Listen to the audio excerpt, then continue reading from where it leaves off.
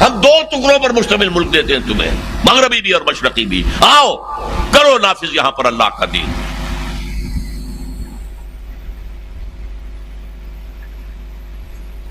قرآن مجید میں ذکر ہے بنی اسرائیل نے حضرت موسیٰ سے شکوہ کیا کہ موسیٰ آپ کے آنے سے پہلے بھی ہم پر عذاب ہوتے تھے، یہ فرعونی ہمیں ستاتے تھے، آپ کے آنے کے بعد بھی وہی حال ہے، ہماری تو اس قسمت میں کوئی تبدیلی نہیں ہوئی۔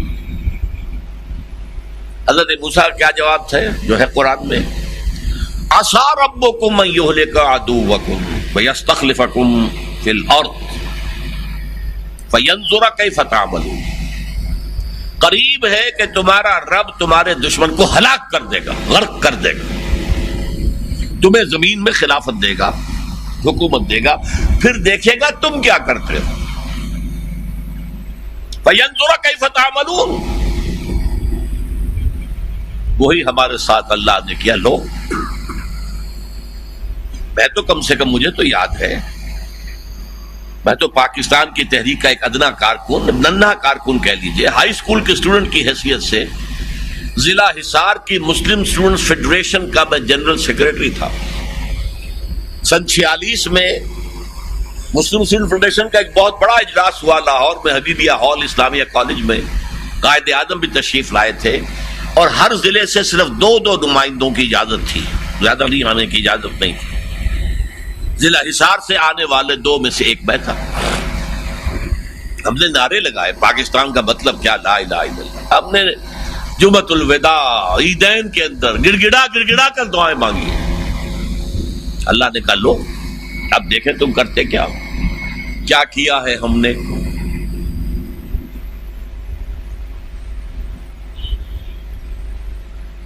اس پر میں نے ایک دوسری تقریر کی تھی،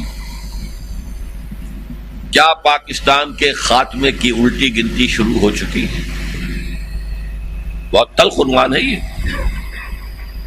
الٹی گنتی ہوتی ہے نا، 10 10 9 8 7 6 5 4 3 2 1 گو، یہ ہوتا ہے نا۔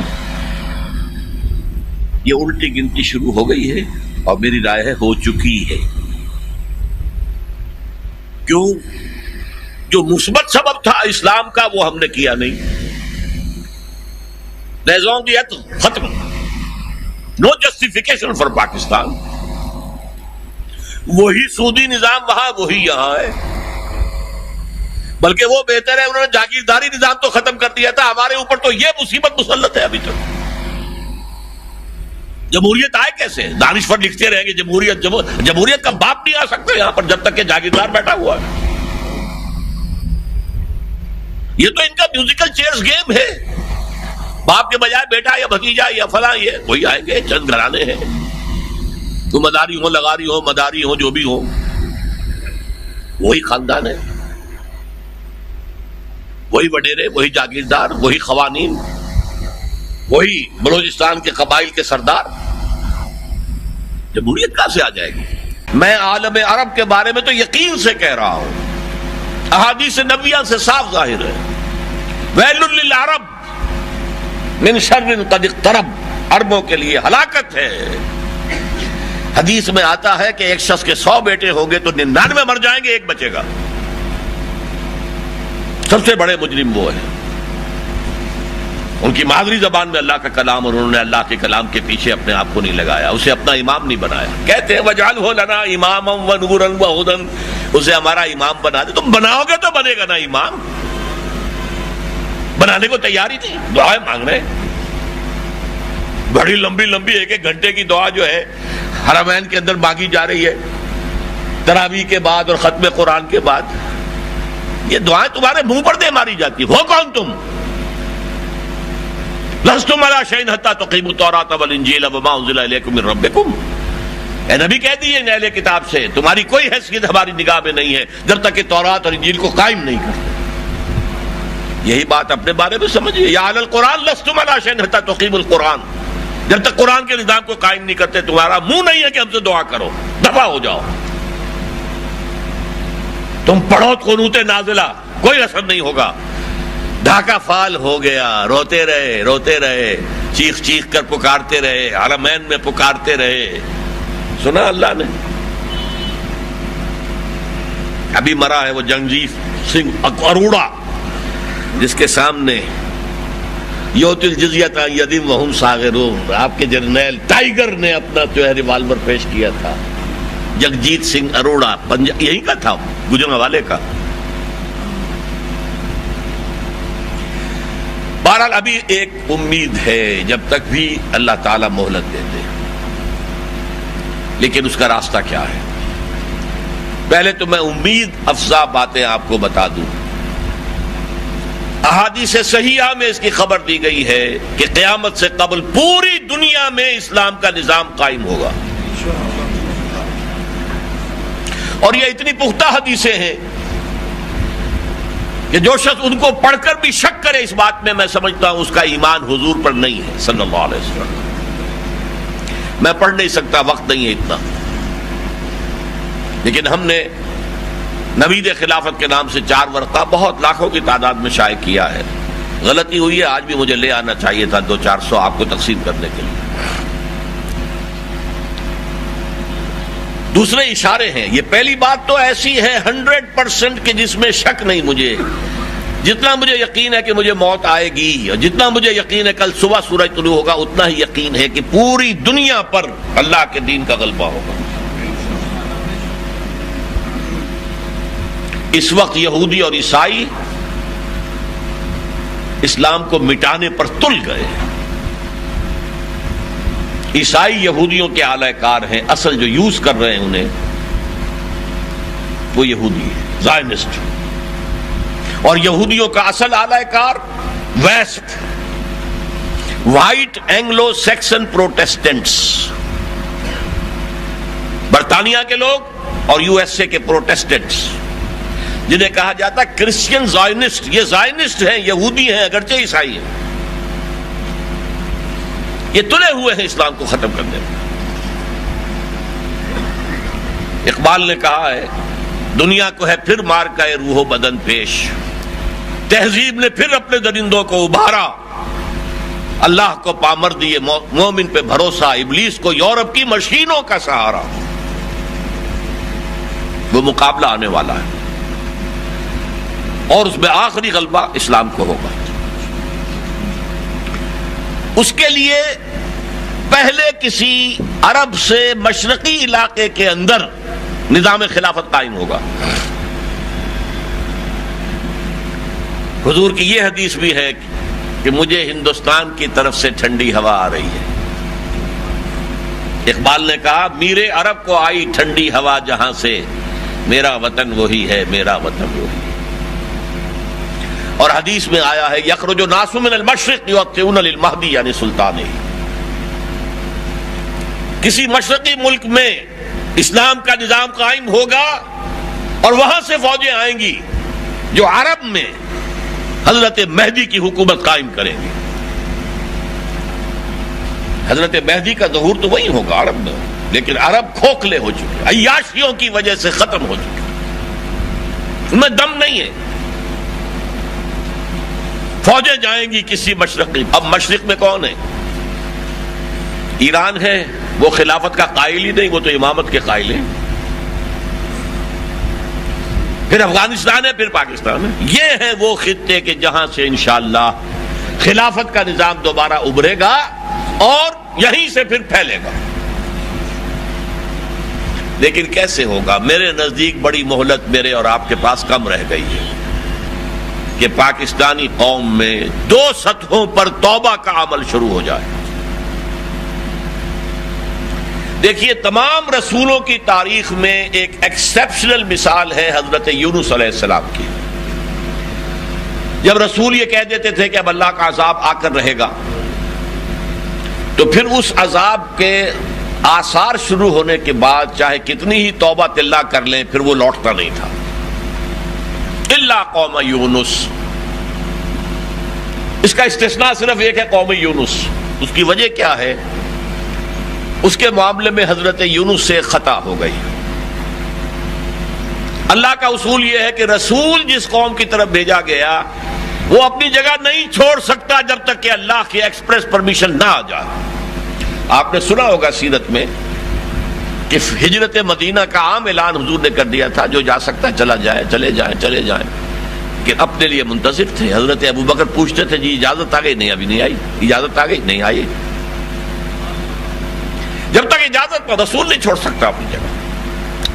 وہ غصے میں بھرے ہوئے تھے کہ یہ قوم ناہنجار ہے، چھوڑ کے چلے گئے، لہذا مچھلی کے پیٹ میں پہنچا دیا اللہ نے، اور وہاں انہوں نے تسبیح کی لا الہ الا انت سبحانک انی کنت من الظالمین۔ پھر اس مچھلی نے اگلا ہے مکران کے ساحل پر۔ یہ ایک تحقیقی مضمون تھا جو میں نے شائع کیا تھا بیساکھ میں، مکران کے ساحل پر۔ بہرحال یہی شکل پاکستان کی ہو سکتی ہے اب بھی، اگر توبہ کر لیں۔ اس توبہ کی دو سطحیں ہیں، عوامی توبہ جو حضرت عزیر علیہ السلام نے جس کی منادی دی تھی اور یہود نے منادی پر لبیک کہتے ہوئے توبہ کی تھی تو اللہ نے ان پر سے عذاب اٹھا لیا تھا، مکہ بھی سلطنت قائم کر دی تھی۔ عوام توبہ کرے۔ توبہ کیا ہے؟ ہر شخص دیکھے میری زندگی میں، میری معاش میں، میری معاشرت میں کیا چیز خلاف اسلام ہے، نکالے اس کو۔ اگر آپ کی کمائی میں کوئی حرام کا عنصر ہے، کوئی رشوت ہے، کوئی سودی معاملہ ہے، کوئی بیع و شراء غلط کر رہے ہیں، شریعت کی روح سے صحیح نہیں ہے، جو بھی کچھ ہے پاک کیجیے۔ مکان سود پر لیا ہوا بیچیے، پے آف کیجیے، رہیے کسی کرائے کے مکان میں، جھونپڑی میں رہیے، گھر میں شرعی پردہ نافذ کیجیے، شرعی پردہ، رواجی پردہ نہیں۔ یہ علماء سے پوچھئے شرعی پردہ کون سا ہوتا ہے؟ کیا بہنوئی اور سالی کے درمیان پردہ ہے یا نہیں ہے؟ اور دیور اور بھابھی کے درمیان پردہ ہے کہ نہیں ہے؟ پوچھئے علماء سے۔ حضور نے تو دیور کے بارے میں فرمایا تھا وَالْحَمْلُ مَوْتٌ، دیور تو موت ہے۔ اور ہندوؤں کے ہاں تصور کیا؟ دیور ور کسے کہتے ہیں؟ ور شوہر، دیور دوسرا شوہر۔ یہ تو ان کے کلچر کا حصہ تھا جو سب سے زیادہ نمایاں تھا سکھوں کے ہاں۔ ایک بھائی کی بیوی آ گئی، سارے جو ہیں آرے لگ گئے، یہ ان کا کلچر تھا۔ بہرحال اسلام میں دیور اور بھابھی کا پردہ، شالی اور بہنوئی کا پردہ اللہ نے دے دیے ہے۔ یہ ہے محرم جن کے سامنے عورت آ سکتی ہے کھلے چہرے کے ساتھ، باقی ہر انسان کے سامنے اسے چہرے کے اوپر نقاب لے کر آنا ہوگا۔ توبہ کریں اس کی، اور یہ توبہ کرنے کے بعد عزم مصمم کریں ان صلاتی و نسکی و محیای و مماتی للہ رب العالمین۔ اے اللہ، کاروبار پیچھے، ملازمت پیچھے، پروفیشن پیچھے، پہلے میں تیرے دین کے لیے تن اور من اور دھن لگاؤں گا۔ اس کے لیے کسی نہ کسی جماعت کا انتخاب کیجئے، جو آپ کو صحیح معلوم ہو، جو بہتر معلوم ہو۔ اس میں آپ کو صرف بتا سکتا ہوں 5 باتیں دیکھیے۔ نمبر 1، سیکٹیرینزم پر مبنی نہیں ہونی چاہیے۔ دیوبندی، بریلوی، اہل حدیث، شیعہ، اس بنیاد پر نہیں۔ دین ایک ہے، دین کے لیے ہونی چاہیے، مسلک کے لیے نہیں۔ نمبر 2، اس کا ڈکلیئرڈ گول ہونا چاہیے کہ ہمیں نظام بدلنا ہے، صرف تبلیغ نہیں کرنی ہے، صرف مسجد نہیں بنانی ہے، صرف پڑھانا ہی نہیں ہے، دین قائم کرنا ہے۔ نمبر 3، اس کا ڈسپلن ہونا چاہیے، لسن اینڈ اوبے، فاسمعوا واطیعوا۔ نمبر 4، اس سے پتہ کیجئے کیا میتھڈولوجی ہے آپ کے سامنے، کس طریقے سے آپ اسلام لانا چاہتے ہیں، اور آپ کیسے ریلیٹ کرتے ہیں سیرت النبی سے، اس لیے کہ ایک ہی مرتبہ ایک ہی نبی کے ہاتھوں اسلام قائم ہوا دنیا میں، اور وہ محمد ہیں صلی اللہ علیہ وسلم۔ ابراہیم کے ہاتھوں نہیں ہوا، موسیٰ کے ہاتھوں نہیں ہوا، عیسیٰ کے ہاتھوں نہیں ہوا علیہ الصلوۃ والسلام، نوح کے ہاتھوں نہیں، ہود کے ہاتھوں نہیں، صالح کے ہاتھوں نہیں، شعیب کے ہاتھوں نہیں، صرف ایک محمد رسول اللہ۔ اسی لیے وہ آیات جو پڑھی تھی، انہیں تو بھیجا اس لیے گیا ہے، هو الذی ارسل رسولہ بالہدی ودین الحق لیظہرہ علی الدین کلہ۔ وہی اللہ جس نے بھیجا اپنے رسول کو الہدا قرآن حکیم اور دین حق دے کر تاکہ غالب کرے اس دین حق کو تمام ادیان پر. یہ تو بیسک فنکشن ہے محمد کا صلی اللہ علیہ وسلم، یہ بیسک مشن ہے حضور کا صلی اللہ علیہ وسلم. اس کی جد و جہد میں اور پانچویں بات یہ کہ اس جماعت کی قیادت کے قریب جا کر سونگی ہے کہ خوشبو آ رہی ہے یا نہیں خلوص کی. کہیں دین کے پردے میں دنیا داری اور کاروبار تو نہیں ہو رہا ہے. یہ پانچ باتوں میں اگر کوئی جماعت 33% بھی آپ کو صحیح نظر آئے اس میں شامل ہونا فرض. لا اسلام الا بالجماعہ، جماعت کے بغیر کوئی اسلام نہیں.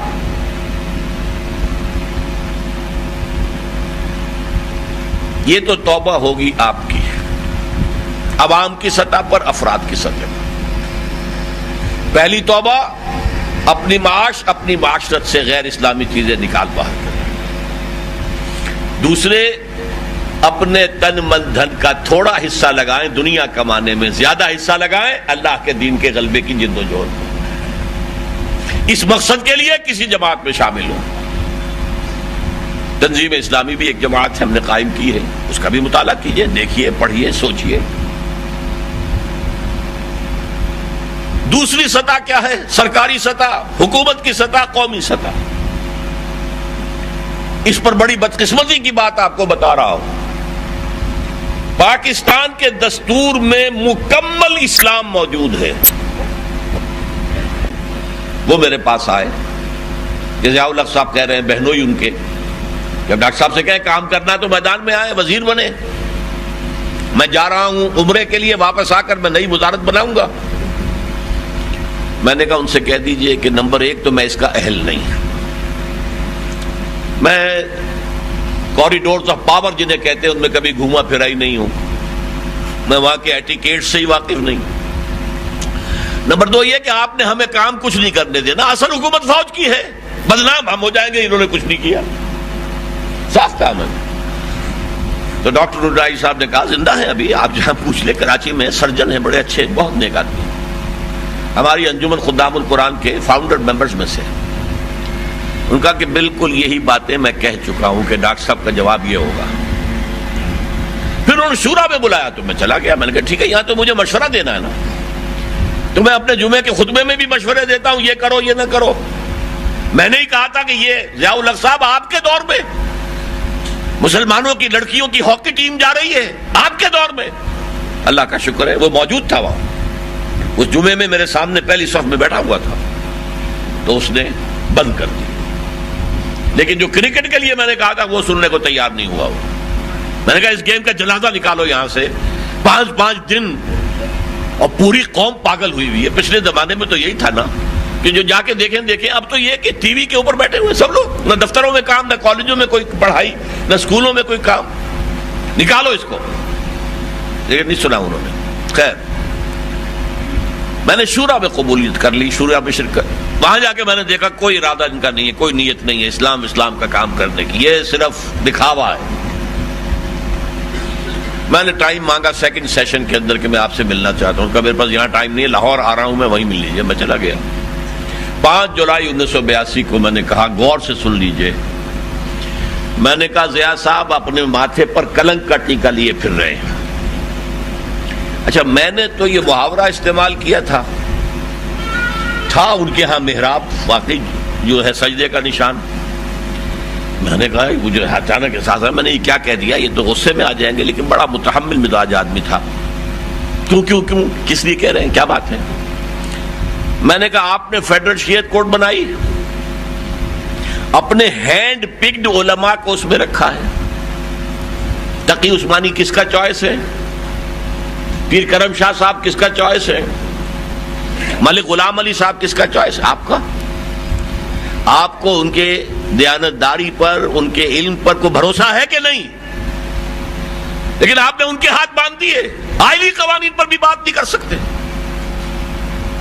جو انگریز نے نہیں چھیڑے، جو مسلمانوں نے ابھی تک بھارت کے اندر چھیڑنے نہیں دیے.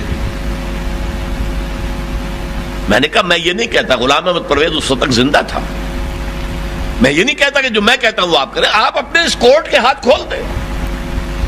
اور پرویز صاحب آئیں ثابت کر دیں کہ کوئی شے خلاف اسلام نہیں ہے، میں خوش میرا خدا خوش. کہنے لگے ذرا آسمان کی طرف دیکھتے ہوئے پھر ان خواتین کو کون مطمئن کرے گا؟ تو میں نے کہا اگر یہی آپ کے سوچ کا پیمانہ ہے تو یہ لیجئے میں استعفیٰ لے کے آیا ہوا ہوں، یہ حاضر ہوں. میں آپ کے ساتھ نہیں بیٹھ سکتا آپ کی شورا کے. تو اب جو سیاسی اور ریاستی سطح پر توبہ ہے وہ دستور میں اگر یہ چور دروازے بند کر دیے جائیں. قرارداد مقاصد it will take precedence over the whole of the constitution. ایک جملہ اضافہ کیا جائے، 227 شامل کیا جائے اس کے ساتھ 2B کی حیثیت سے. فیڈرل شریعت کورٹ ساری پابندیاں ختم کی جائیں، ہر شے میں وہ رائے دے سکے، اس کا سٹیٹس کم سے کم ہائی کورٹ کے ججوں کے برابر ہو، علماء کا بھی. یہ کام کر دیجئے تو گویا کہ اس ملک میں اسلامی قوانین کے نفاذ کا ایک عمل شروع ہو جائے گا. ہم شروع بھی کر دیں گے تو اللہ کی رحمت ہمارے شامل حال ہو جائے گی. اور اگر یہ نہیں ہے تو جیسا کہ میں عرض کر چکا ہوں، میرے دو کتابچے یہاں آج موجود ہیں، جن لوگوں کو دلچسپی ہوئی ہو وہ لیں اور پڑھیں. میری باتیں جو سنی ہیں آپ نے وہ تو بہرحال کچھ دیر کے بعد آپ کے حافظے سے محو ہو جائیں گی، لیکن وہ 2 کتابچے پڑھیے. بین الاقوامی حالات پر میں نے زیادہ بات نہیں کی ہے اس وقت، حالانکہ جو آیتیں پڑھی تھی یریدون لیطفئوا نور اللہ بافواہہم، یہ چاہتے ہیں کہ اللہ کے نور کو اپنے منہ کی پھونکوں سے بجھا دیں. بش تلا ہوا ہے، اسرائیل تلا ہوا ہے، یورپ تلا ہوا ہے. اسلام کو ہم ختم کریں گے.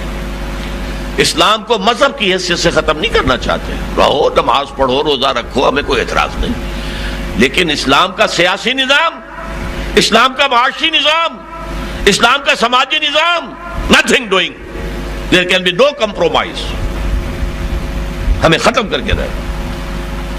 اس کے لیے اللہ تعالیٰ کی جناب میں توبہ کیجئے. توبہ کے 3 مراحل میں بیان کر چکا ہوں. تنظیم میں شامل ہونا چاہیں تو ہمارے آپ کے بیعت فارم ہم نے تنظیم بیعت کی بنیاد پر قائم کی. جدید انگریزی درآمد شدہ نظام نہیں ہے، بیعت کا نظام ہے جو قرآن میں ہے، سنت میں ہے، سیرت میں ہے اور ہماری 1300 تاریخ کے اندر ہے. اس بیعت کے نظام پر قائم کی. اس کے لیے آپ کو لٹریچر، شاید یہاں پر ہمارا مکتبہ لگا ہوگا، لٹریچر مل جائے گا، بیعت فارم مل جائے گا. اس کے بارے میں غور کیجئے، سوچئے. یہ صرف آج کے نشست جو ہے نشستند گفتند و برخاستند نہ رہ جائے، بلکہ آپ کی زندگیوں میں ایک انقلاب آئے. آج کی رات آپ کی زندگی میں ایک ٹرننگ پوائنٹ بن جائے.